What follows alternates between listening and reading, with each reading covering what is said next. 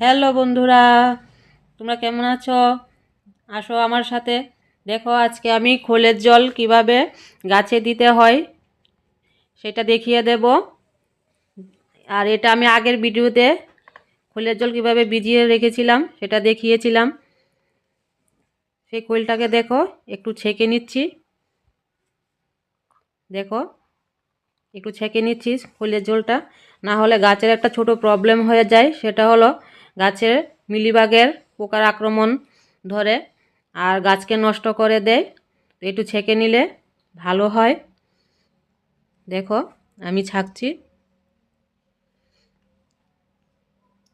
এভাবে তোমরাও ছেঁকে নেবে, ছেঁকে নিলে পোকার আক্রমণটা একটু কম হয় গাছের।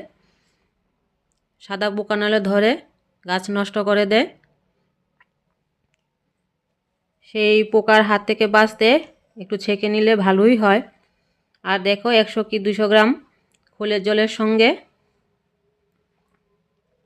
দেখো তোমরা আমি জল আনছি, পরিষ্কার জল নেবে।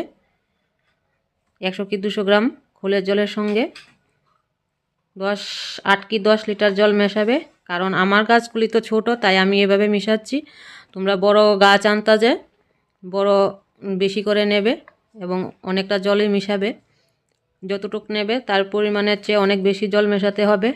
আর খোলের জলটা পাতলা করলে ভালো হয়। দেখো আমি জল মেশানো খোলটা দেখিয়ে দিচ্ছি কতটুকু পাতলা করবে তোমরা। এই দেখো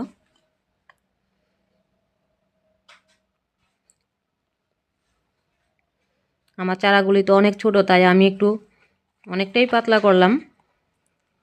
আর তোমাদের দেখিয়ে দিচ্ছি এখন কিভাবে গাছের গোড়ায় জলটা দিতে হয়। এটা সকালে সূর্য ওঠার আগে নয়তো বিকালে দেবে। আর যাদের টবের মাটি শক্ত থাকবে একটু খুঁড়িয়ে নেবে, নিয়ে গাছের গোড়ার জলটা এইভাবে দেবে। আমার গাছগুলি তো ছোট চারা গাছ, গাঁদা ফুলের গাছ। দেখো এটা গাছের খুবই একটি উপকারী খাবার। সপ্তাহে একদিন দেবে, সপ্তাহে যে কোনো একদিন দেবে। এভাবে দেবে জলগুলি।